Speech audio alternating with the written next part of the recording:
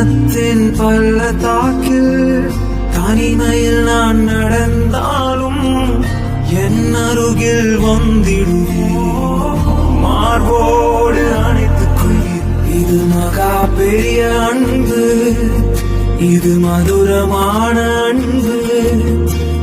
நேசத்தால் என்னை நிறைத்திடுமே என்றும். இது மகா பெரிய அன்பு,